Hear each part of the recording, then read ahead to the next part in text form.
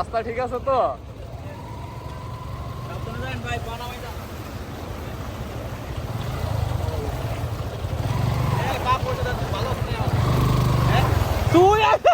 সাভার আশুলিয়ার ডগরতলী প্রাকৃতিক সৌন্দর্যের এক অন্যতম জায়গা।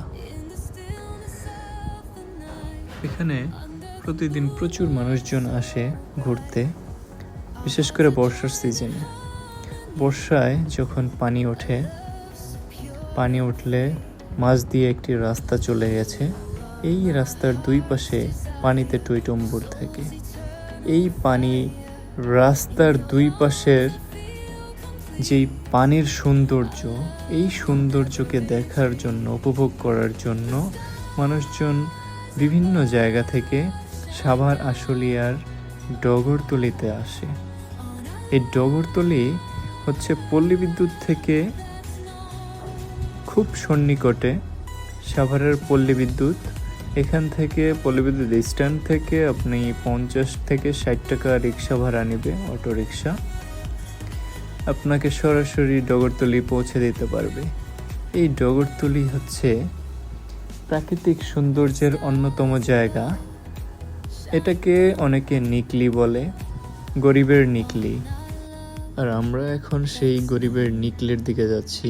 অনেকে এই ডগরতলীকে গরিবের নিকলি, মিঠামইন, অষ্টগ্রামও বলে, আবার অনেকেই টাঙ্গুয়ার হাওরও বলে থাকে, কারণ এটা বিশাল পানির সমারোহ। আর যারা এখানে ঘুরতে আসে তারা ডগরতলীর শেষ মাথায় এসে এখানে নৌকা নিতে পারে। নৌকা, স্পিড বোর্ড, কায়াকিং এসবের সুব্যবস্থা আছে। বিশেষ কোনো বন্ধের দিন এবং শুক্রবার এখানে 2 কিলোমিটার রাস্তা পর্যন্ত অটো রিক্সা আর মানুষের জ্যাম পড়ে যায়। বর্ষা মৌসুমে এই ডগরতলী সাভার আশুলিয়ার সবচেয়ে জনপ্রিয় একটি জায়গা হয়ে যায়। এখন আমরা ডগরতলীর মূল পয়েন্টে চলে এসেছি। ওই যে সামনে ইটার ভাটা দেখা যাচ্ছে। কোন দিকে কত দূর যাওয়া যায়?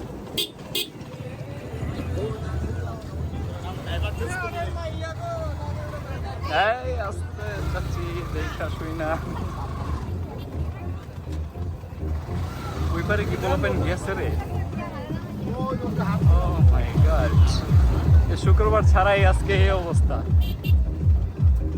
রবিবার, তাও মানুষের কত ভিড়। ওদের লুঙ্গি কই রাখছে? লুঙ্গি কই রাখছে আলাই?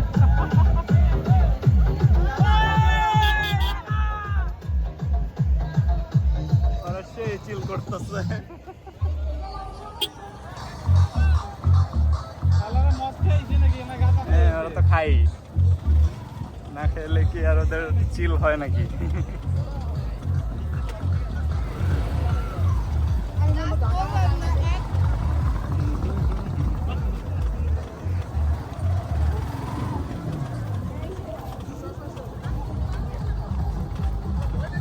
আরে রাস্তাটা পিচ ঢালাই হইলে এদিক দিয়ে ওই দিক যাও, ওই যে ওই পাশে ই আছে, পাকা আছে।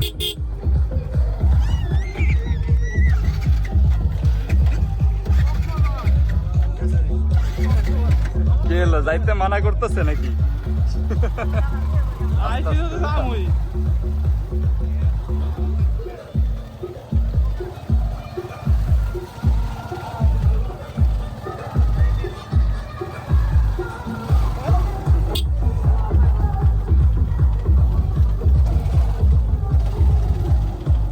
তো গাড়ি সুন্দর মতো ওয়াশ করা যাবে।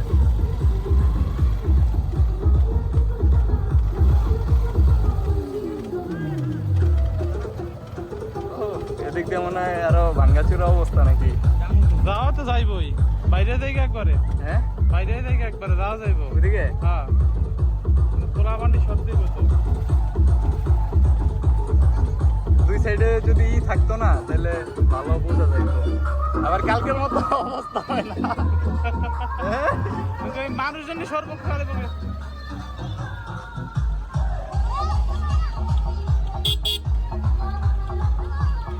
রাস্তা ঠিক আছে তো?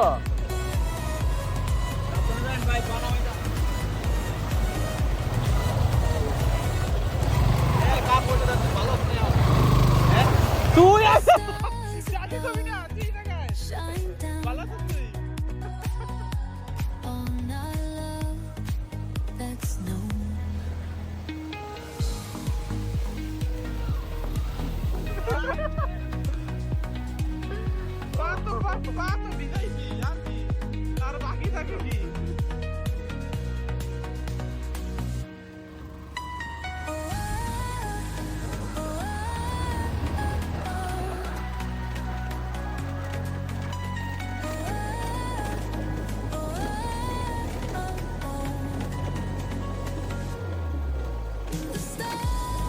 একদম লাস্ট পয়েন্টে আমরা চলে আসছি।